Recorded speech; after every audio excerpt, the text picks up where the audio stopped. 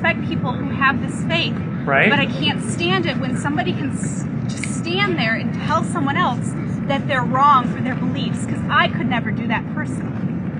Ma'am, I don't think you've heard me. You said you have no respect. I said I have this much intellectual respect for an atheist who talks about hope. Study atheism. Study Camus, Sartre, all the great atheists, Nietzsche. If you believe there is no God, man, there's no basis for a bright future. How can that be? I have hope for all the children in the world to have a bright future. I have hope that there will be no war. I hope that we will all live a happy existence. That's hope. That's the essence of hope. I don't have hope for the afterlife, but I still have hope. Okay, then I'm sorry. We got to define hope. Hope is not just wishful thinking. You're right. Regardless of whether we're atheist or theist, we can wish a happy future for our children. Okay? When I use the word hope, I'm talking about a confident expectation of good in the end. And you see, if you're an atheist, what you've got to acknowledge is the end is the end. The end is we're all fertilizer. You see, there's no confident expectation of good. Does that make sense? I completely disagree with that, because Okay. if you've lived a good life and you're true to yourself, Yes? isn't that the essence of hope? What you're talking about No. is faith. No, ma'am. Hope has to do with the future. Hope is a confident The expectation future is so that vague to good. begin with. Pardon? Are you talking about millions of years down the road or tomorrow? The future's vague. You're not being specific enough. Because if I have hope for tomorrow, that's still hope.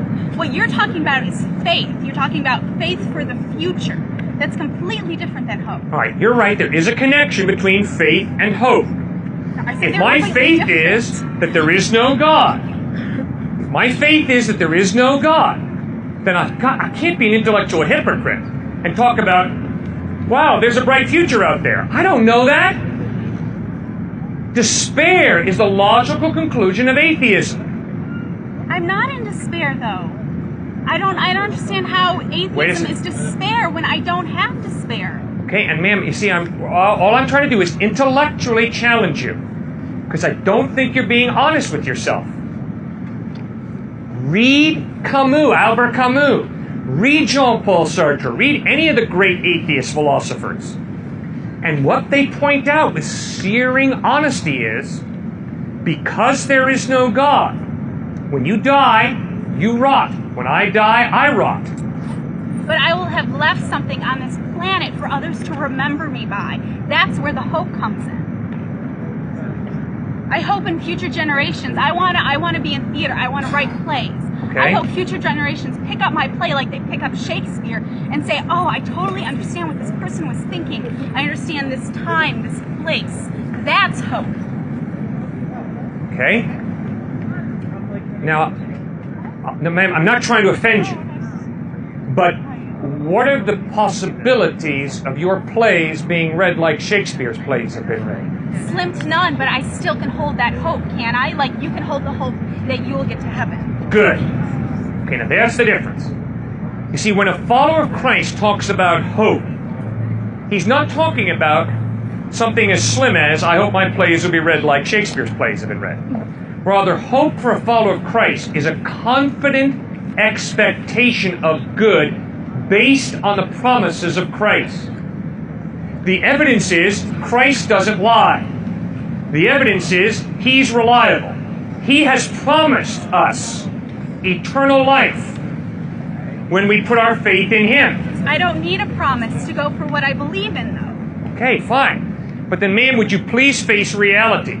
And reality is, no offense to you, but reality is that your plays will probably not be read with the same frequency that Shakespeare's plays have been read. Even if they are. If there is no God, when that thing burns out, curtains. We're all freezing. And to tell you the truth, before that burns out, something else is probably going to happen. We're either going to blow ourselves to bits with a nuclear bomb, or something else is going to bring this thing we call life on planet Earth to a screeching halt. If there is no God, man, we're all headed towards the fertilizer pit. Now think about that. I have. Well, if you think about that honestly, you can't talk to me about a confident expectation of good out there. You've got to be honest. And you've got to say, it's the fertilizer pit, guys. That's where we're headed. And that's why Camus and Nietzsche and Sartre say, you know, you guys in Western Europe and the United States who call yourselves atheists, you better start being honest with yourselves.